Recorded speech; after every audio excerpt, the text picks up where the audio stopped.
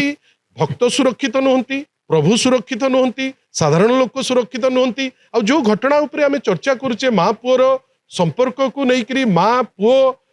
गोटे पुओटे माँ को मारिबो माने एमिति वर्तमान गोटे परिवर्तन घटी जो व्यवस्था रे लोकंकर आईन प्रति आउ खातिर नाही।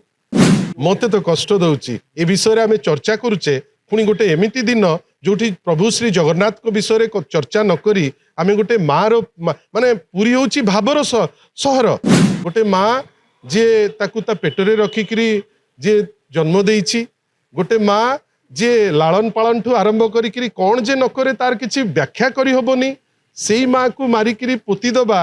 से खाली जे से जड़े व्यक्ति विशेष नहीं से व्यक्ति विशेष रो आईन प्रति खातिर नहीं। जगन्नाथ पुरी धाम हूँ चारि धाम भितर श्रेष्ठ धाम। आमे दुखी जे गोटे धाम रे जोठी प्रभु श्री जगन्नाथ विराजती से जगार ये जो माने आपण जो कथाटा कहउचंती एटा तो भाभी हो नहीं गोटे माँ जे ताकू ता पेटरे रखिकरी जे जन्म देइछि गोटे माँ जे लालन पालन ठू आरंभ करी कौन जे नकरे तार किसी व्याख्या करी होबनी से माँ को मारिकी पोती दबा से खाली जे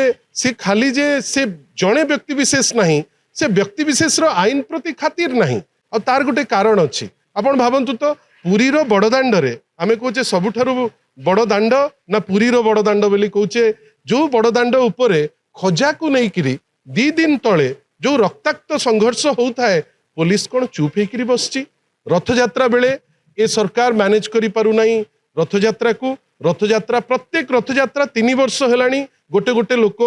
माने विभिन्न समय रे प्रत्येक रथयात्रा रे मृत्युवरण करुचंती। आपण भावंतु बड़ ठाकुर को कचाड़ी देउचंती आ सेही जगह रे पुरी रो आईन श्रृंखला परिस्थिति वर्तमान एकदम कदर्य जोठी भक्त सुरक्षित नुहंती, प्रभु सुरक्षित नुहंती, साधारण लोक सुरक्षित नुहंती। आ जो घटना उपरे आमे चर्चा करुचे माँ पुअर संपर्क को लेकरी माँ पुओ गोटे पुओटे माँ को मारिबो एटा भाभी हो नहीं ना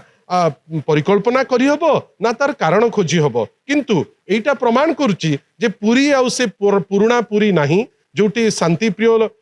जगह जो जगार लोक खुशी होते जे टूरिस्ट आसबे भक्त आसबे प्रभु श्री जगन्नाथ को पाखु जीवे एबे कोठी ना कोठी जो रियल एस्टेट बढ़िलानी अन्यान्य गुंडागर्दी बढ़िलानी ताकू सरकार आकट को नहीं पारु नहीं जार प्रतिफलन नहीं हेइची जे विभिन्न प्रकार विकृत मानसिकता रो घटना घटुची। ए घटना मध्य मते लागुची गोटे विकृत घटना जाकू तदंत करी बाहर को आनिबाटा अत्यंत आवश्यक कहीं एपरी घटना बहुत विरल जोटा साधारण लोक को बहुत दुख दब। मु तो गतकाली ठारू शुणिकी मु दोहली जाइछि निजे गोटे माँ को आपण मारी ताकू जेतबेले आपण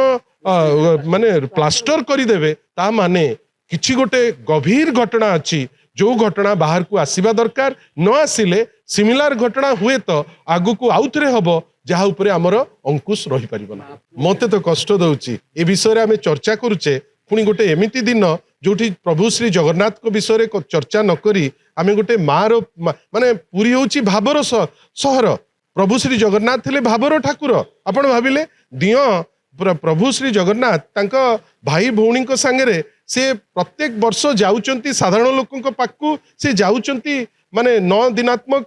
यात्रा सी जाइकरी करूचंती। आमे खाली एतिकी भाबुचु जे व्यवस्थार माने एमिति वर्तमान गोटे परिवर्तन घटी जो व्यवस्था रे लोकंकर आईन प्रति आउ खातिर नहीं।